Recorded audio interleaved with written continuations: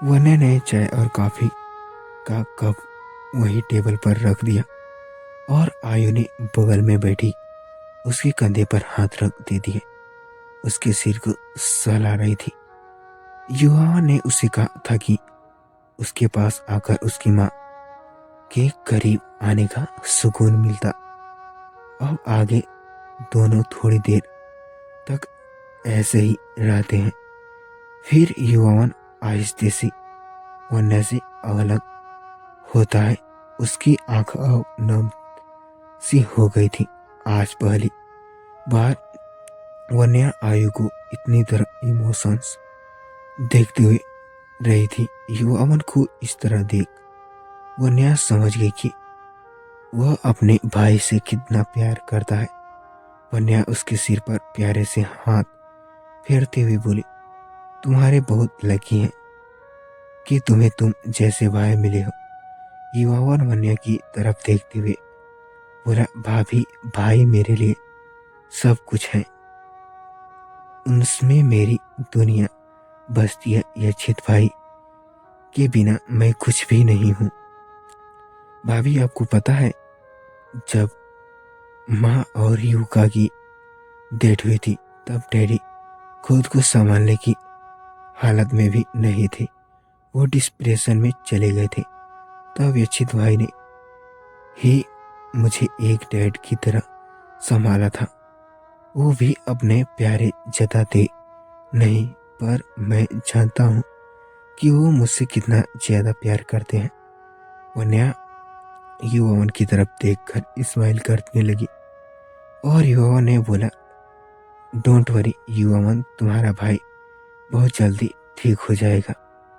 उसके बाद उसके हाथों के काफी को वो मन देना जो हम उसके लिए बना कर लाए थे।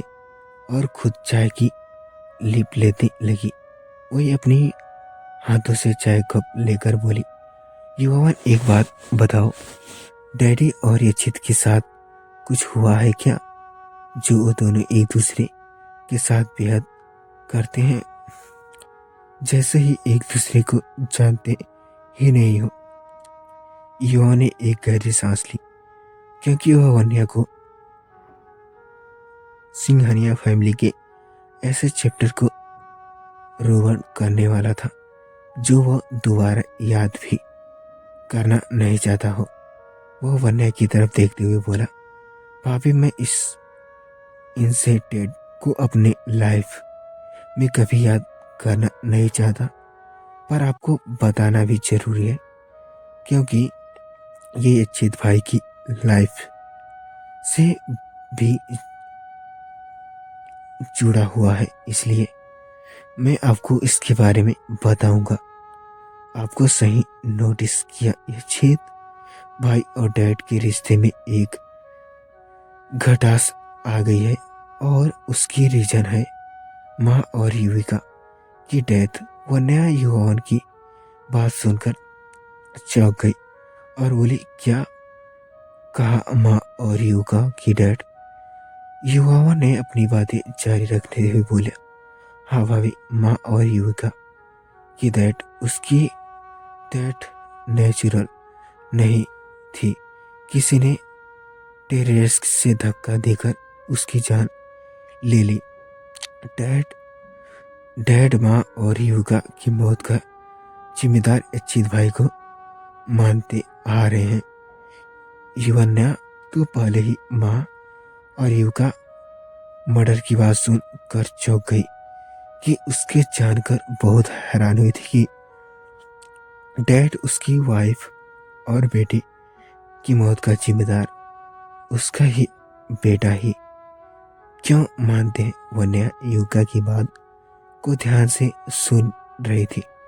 वह युवावन से सवाल करने लगी, माँ और युविका की मौत की वजह डैड यक्षित को क्यों मानते हैं?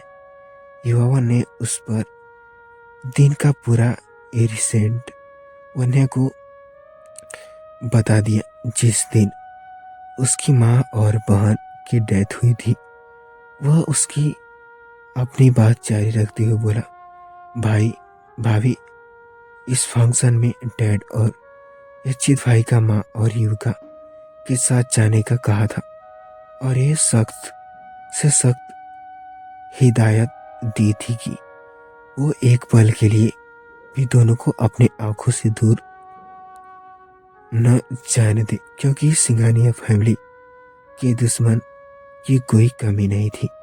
यचित भाई माँ और युवका के साथ फंक्शन में आए वो उसने साथ ही ये पर भी उसके साथ फिश में एक इम्पोर्ट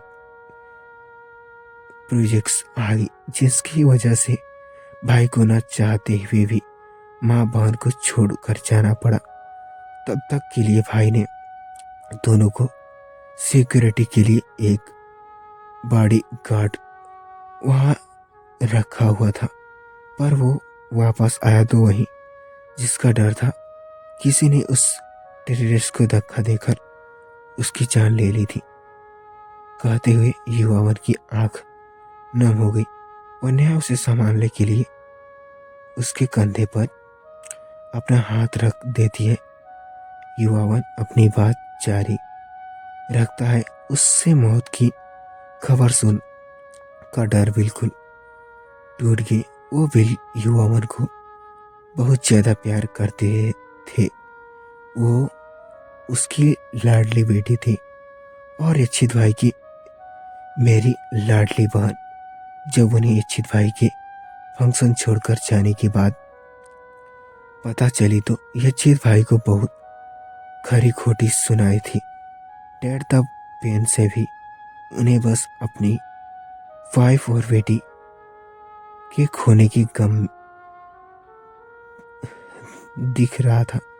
डैड का कहना था कि अगर इच्छित भाई उन्हें छोड़कर नहीं जाते तो ये सब होता ही नहीं। शायद डैड सही भी हो, पर इच्छित भाई को नहीं पता था कि ये सब होने वाला है, वरना वो उन्हें छोड़कर कभी नहीं जाते। युवावन की बात सुन कर वन्या की आंख नम हो गए। युवावन अपनी बात जारी रखते हुए बोला, उन दिन सिर्फ डैड ने अपनी वाइफ और बेटी नहीं खोई थी, बल्कि मैंने और भाई ने भी अपनी माँ और बहन को खोया था। पर डैड को अपने गम के आगे हमारा गम नजर नहीं आया। यच्छित भाई तो ऑलरेडी माँ और युवका के डैड की खबर सुनकर टूट चुके थे, पर डैड के इस इल्जाम ने भाई को अंदर तक हिलाकर रख दिया था। उन्हें अपने ही माँ और बहन का कातिल बना दिया गया। तब से लेकर आज तक डैड और भाई का रिश्ता वैसा था वैसा ही है। वन्या अपनी आंख में आए आंसू को छिपाते हुए बोली, पर युवावन ये छित जान बुझकर तो माँ और युवका को छोड़कर नहीं गए थे। आई एम श्योर आप फिश में जरूर कोई बहुत बड़ी इमरजेंसी आ गई होगी, इसलिए उन्हें ये कदम उठाना होगा। उसने ये अनजाने में ही हो गया, पर इसके लिए उन्हें अपनी माँ और बहन की मौत जिम्मेदार मानना गलत है। उन्होंने ये कदम अपनी ऑफिस की जिम्मेदारियों को उठाने के लिए।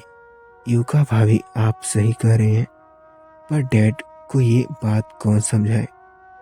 वो अपनी वाइफ और बेटी को खोने की गम में ये भूल ही गए कि उसकी बेटी ने भी अपनी माँ और बहन खोई है।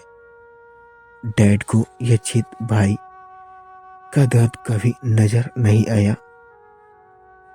बढ़ते वक्त के साथ उन्होंने भाई से दूर बना ली। भाई आपको पता है, भाई ने यहाँ गम किसी के सामने शेयर नहीं की।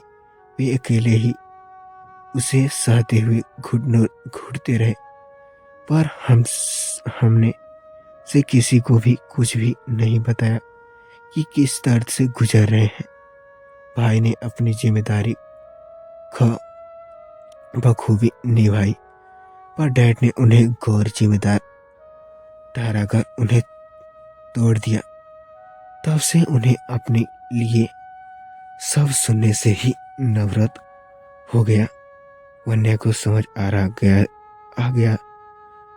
था कि उन दिन यक्षित ने जब वन्या के अपने लिए गैर जिम्मेदार सब सुनकर क्यों गुस्से में पागल हो गया था।